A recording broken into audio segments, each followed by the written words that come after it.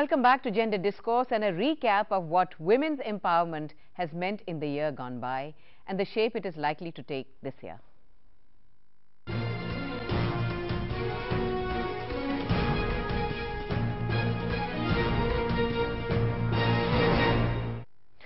We have our second caller, Dharam Singh from Haryana. Dharam Singh, are you still on the phone? Are you on the line, Dharam Singh? And we may have lost him. Well, I think we've lost him. Okay, coming back to education. Well, here are my facts and figures. And the interesting part is that the increase in adult literacy is more in the case of women, from 47.8 to 59.3% from 2001 to 2011, as compared to men, which increased from 73.4 to 78.8% in the same period. Do you think this is because of the literacy mission initiatives of the government? Because adult literacy is mostly in the rural areas.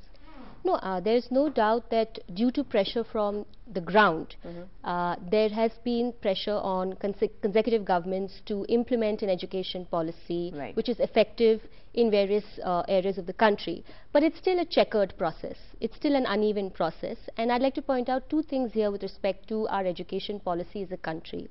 The burden, especially in the rural area, for enhanced education is often lying with voluntary service providers. You know, if you see some of these women who go from home to home to teach other women in the village, the basic education, facilities are actually overworked, many of them, and they don't get very good remuneration for their service of spreading education amongst other women in the village. So why is something like this an important education drive lying on the backs of the burden on a voluntary service provider force? It should be something which is more ingrained. Every area should have a proper school. We still know that children after a certain class have to walk long distances to get to the next primary school or higher secondary school. Why that? Why so many localities still not got their schools and colleges? The second point I'd like to say is, apart from a very haphazard and checkered process of implementing education amongst youth and even adults, the second challenge we're seeing in education policy is that what happens after the education is gained. You know, even if these adult women in our villages or even in the urban context, women somehow struggle and they get a college education or they get some form of education, what lies ahead? Lies ahead in terms of unemployment. That's what we're seeing. There's huge amount of unemployment despite the talk of Skill India, despite the talk of huge plans for generating employment. Till today, the majority of women and children are either underemployed or they are working for someone else on their fields. Or thirdly, they are working in the informal sector where 99% of our labor laws are not implemented because the size of these establishments are so small, they are exempted from most of the labor laws, and therefore you have very exploitative work conditions and a hand-to-mouth existence where you don't know tomorrow the order will come for the product that you're making or not, whether you'll be able to feed your children or not. That's not full employment. That is in fact a condition of unemployment where there's no guarantee that despite your educational qualification, despite your skills, you will be able to earn your sustained income. And I like to add here by saying that most people in our country, including women, it's a myth that we don't have a skilled workforce of men and women. We do have skilled workers. We have unfortunately unemployed skilled women and men. And that is the biggest challenge today. We're looking at the problem more often from the supply side, that we don't have enough educated people or we don't have enough skilled men and women to join the labor force. This is not true. Most people in the job market are more skilled in the kind of jobs they're getting.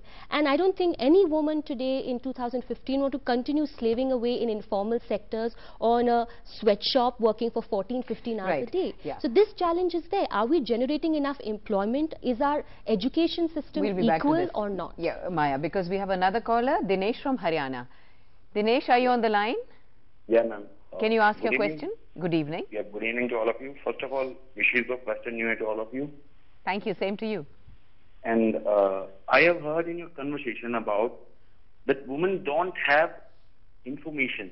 In my views, the main problem is not unavailability of information to women. In my views, which I have seen in my society, is women are not willing to spread the information in their contacts. I am not questioning your contribution, but I want to say that most of the women are from middle class and they can be informed only in two ways. Either door-to-door communication or organizing street plays or educating them in such a way that they can become curious. this can be done by philosophically educating them. And I want to hear from your kind of designated ladies to take steps in this direction, because if we will wait for the government to make moves, then we can't do anything. Then we can't make anything done. So I want to hear something from you. You're essentially that you want to do something in this field. You're essentially saying that middle class women are very complacent, right? Actually, I want to say that women should be aware about what is going on with society and the government and everything. Middle class women are not curious enough to know themselves. Right. Devi, would you like to answer that? I think he has a very good point there, that the government needs to be more active in this field by either street, जैसे हम करते थे street plays and nukkad and all, and especially in villages. And I know that in Haryana and places like Punjab and Himachal and North India, we can have, the government can have such systems where you do have people going door to door and educating them. जैसे ही अपने vote मांगने जाते हैं door to door, they can start the same process there. I mean, it's after all you're giving out the information that you're doing to the people. They are also your voters. Right. So Nali, you can talk about street theatre since you're a theatre personality. You've done a lot of plays. I think there's a lot of this, literally this door-to-door campaign as far as street theatre is concerned, and it's come up in the past 5 years or so. In fact, Sohila, I would say that, you know, again, these are informal ways of information. And they are the best because they are done by people who really feel for it and who are very proactive. In fact, when the December 16th rape case happened, a lot of theatre started picking up that issue. And this went for indoor theatre as well as street theatre. A lot of street theatre was talking about women's issues. People no more wanted to be complacent. They were angry, they wanted to be heard, they wanted to tell people this is happening and we're not going to tolerate anymore. And you as a normal citizen should not take it lying down. And they were both young men and women out on the streets who were putting their voice forward. But this was the youth. This was the youth. Through social media. This was the youth also somewhere down the line, you know, through street theatre, besides not being tolerable to inequality. But also the fact was, you know, mental mindsets and makeups of what roles men and women play. Men themselves also are conditioned from the time that they're growing up that they have to behave in a certain way, they have to be the man of the house, crying is a weakness, you know, and women have to be, you know, have to be the homemaker, which is fine to be the homemaker, but she has to behave in a certain way, and that's all that she can do. But that is not the case anymore, and they are, like, you know, I mean, in the political circuit as well, women are much more evolved, much more empowered, and women don't want to take it lying down. Today a man can sit and cook in the house. There's nothing wrong with that, and he no longer would feel that... He can babysit the kids. Yeah, babysit the kids, yes, why not?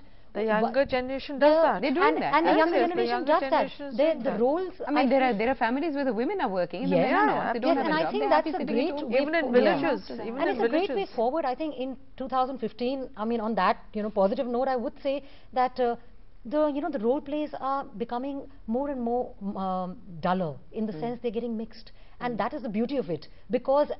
and largely a part of it is education. Yes, because there is information, whether through street plays, whether through normal education, that men are willing to take it as it comes and not be that, okay, this is what I'm supposed to do, I'm supposed to be the earning member of the house. Why can't the woman be? Why does the woman have to cook? You know, a woman can do that and work. A man can do that and work. It's not about who's lesser or who's higher, it's about equality. And I think both genders get conditioned when they're kids. And that's the time when you need to tell them. Because if you, what you can't solve, at the family level, you have to tell the child that between the son and the daughter, there is no difference. Yes, physicality, yes, there is. But there is a large mindset, because that's your mental makeup that makes you grow up and gives you expectations. And that also falls on men, because they feel they can't live up to the mark at times. Right. But speaking of culture, it's not just street theatre. A lot of ballets, a lot of plays have themes which are, you know, women-oriented. Yes. They're dealing with women's issues. And there are women who are conducting these plays. There are women who are writing these plays. And there are men who are doing plays on women. Yes. Which I think is amazing because both the genders are commercially they're doing well. Yes. And I think that is something like, you know, the boy who just called, I think is a very valid point. Informal mediums like street theatre are immense, especially in rural India. I think that's the way to go, radio and street theatre. In rural India, that is something that will work. I mean, I work for an NGO, and I know in the rural areas, that's how we go. They are different, but again, you know, it's one, if you keep waiting for a policy to be implemented, it's going to be a long way. We have another caller, Rajendra Kulkarni from Maharashtra. Rajendra, you'd like to ask your question? Are you on the line? We seem to have lost him. Well, we're going in for a final break, and stay on the other side of your television sets. We'll be back soon. Welcome back to Gender Discourse and an analysis of the milestones we have reached in empowering Indian women and the paths that are yet to be explored.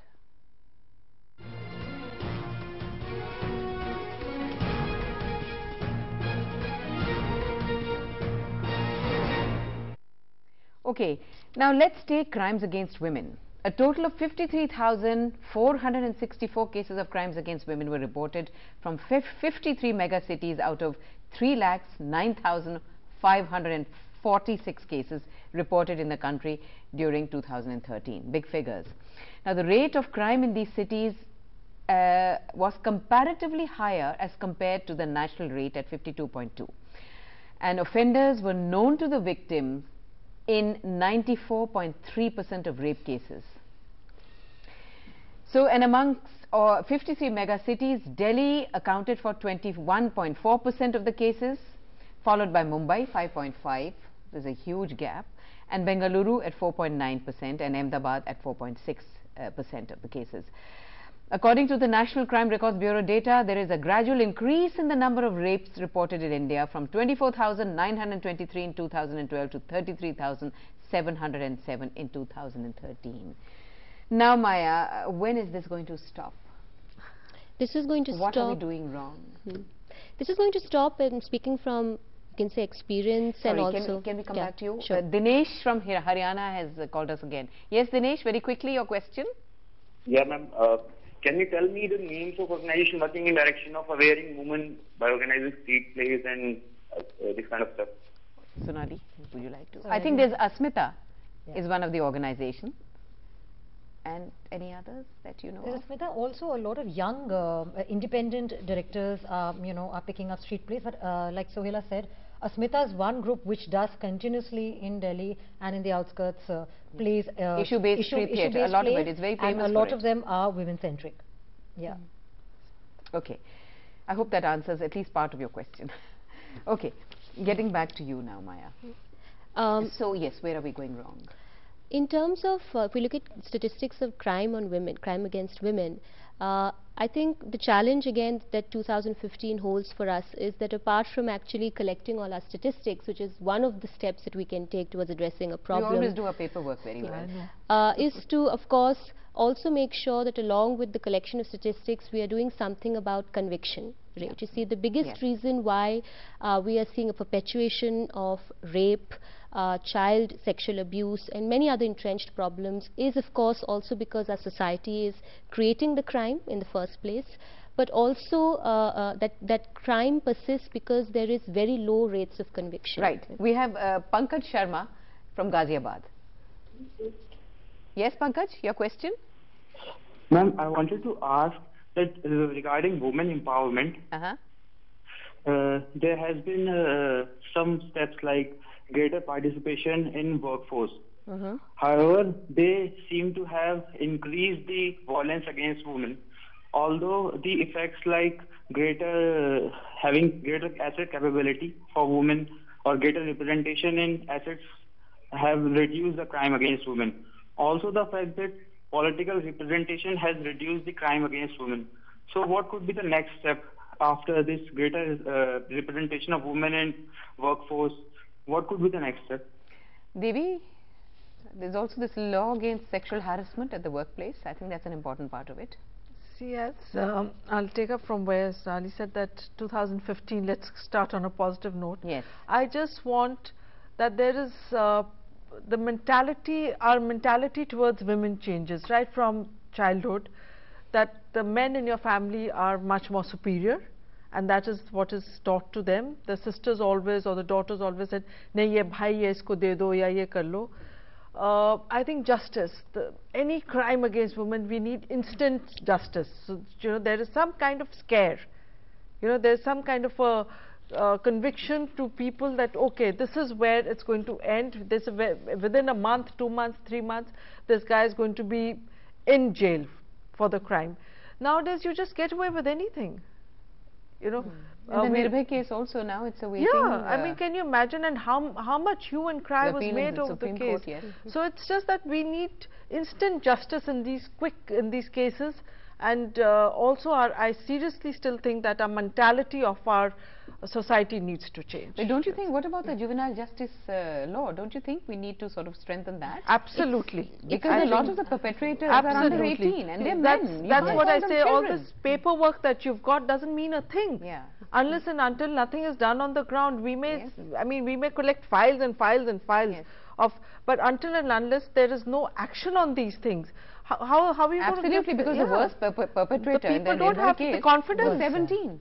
But so I would still think that there's a large section of the women's movement that strongly believes that simply by incarcerating juveniles we will solve the problem. No, See, there are so many countries that do incarcerate youth under the age of 18 for crimes, and we have countries like America where large populations are actually in jail or in prison. That's not the culture that we can actually depend on to reduce crime. We have to talk about entrenched equality. Only then will women and young peoples look at women differently. Women themselves will feel empowered. Mindset. Yes, and we will develop a different kind of culture, popular culture, media will look at women differently. Only then, and of course economically also women have to be empowered for us to fight rape and other violence on women. It's not something that can be solved just by making a few laws, because then we're just going for blood. You know, it's as if a pound of flesh. Yeah, so we'll all be acting like Shylock, but actually the solution lies somewhere else. I just like to respond to my caller very quickly, saying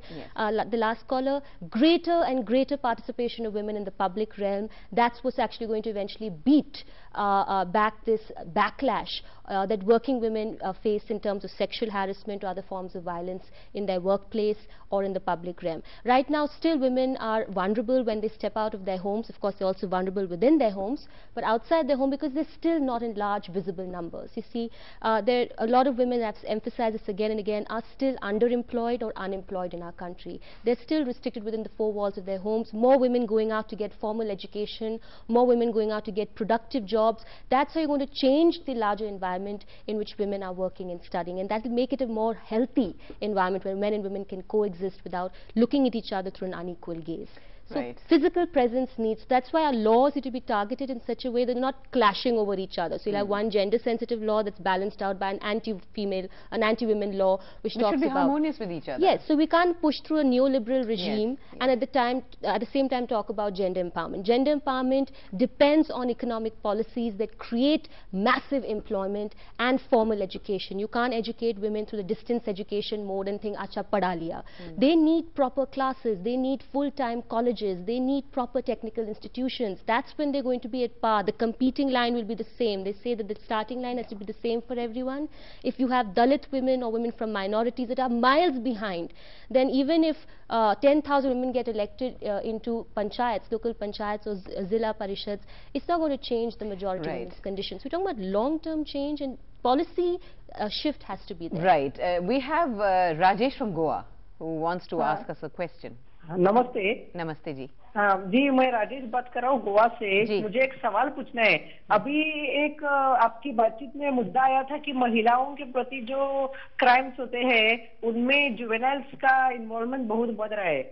तो अभी मैंने सुना है कि हमारे parliament में एक नया लॉ आने वाला है, जुवेनाइल जस्टिस अमेंडमेंट एक्ट करके। क्या आप हमें उसके बारे में कुछ बता सकती है please? Shailaja, would you like to answer this? Well, I thought that a law like this would be brought because it was... But it wasn't brought it wasn't, in the winter session. It wasn't. It's just, it remains a proposal now. But I think that sooner or later this will have to be confronted. He is very right. When I have talked to the police, certainly in Delhi, they have told me that the maximum, these kinds of crimes are committed between the age groups of 14 to 22. This is the belt. And this is because a lot of these youngsters, men, they come into the city, they work very hard, 18 hours a day. The minute they get a little money, they spend it immediately on either drugs or alcohol, lose their mind, and especially if it's a group, the pack mentality takes over, and trying to molest a woman or taking advantage of her is the way to go. But I think that the juvenile, we have many conventions which prohibit us from doing anything. But on the other hand, if this is the state of affairs, people who are indulging in this cannot just be, I mean, the police have told me that they go to the juvenile justice law, the courts, and they are just given a completely, you might say, just probation. After you've raped a woman, you've just given probation and allowed to go out as though nothing has happened. Second thing is, you did talk about the crime figures, and I do feel that we should celebrate the fact that the figures are going up. It means that now the people are willing to come out and report a rape. If the Uber case happened, it is something to celebrate, that that woman had the courage to come out and talk about it. The Tejpal case happened, that woman had the courage to talk about it. That's what we need in women. I think that the more this happens, the better. These figures mean nothing. They're the tip of the iceberg. There are hundreds and thousands more. But they show that women are willing to report and the authorities have to respond. I do feel that unless there is greater representation for women in Parliament, to be able to see that the steps that all of us have been talking all afternoon are taken forward, they're not going to happen. Right. So just having a wish list and going on about a wish list is not going to take you very far. Well, we can't get away from the fact that, you know, Indian women are discriminated against at every level of society, you know, whether it's social, political or economic participation. And also reproductive health care. I mean, you know, we have to wrap up, we couldn't discuss that, but that's a very important part of it. So how can our society really progress when 50% of its population is treated so badly? And when our Prime Minister talks about development, the empowerment of women has to be and is an inevitable part of it. Well, thank you all for joining us in the first debate of the year. And we will return next week, same time, with yet another pertinent women's issue. Till then, goodbye. Thank you all very much again.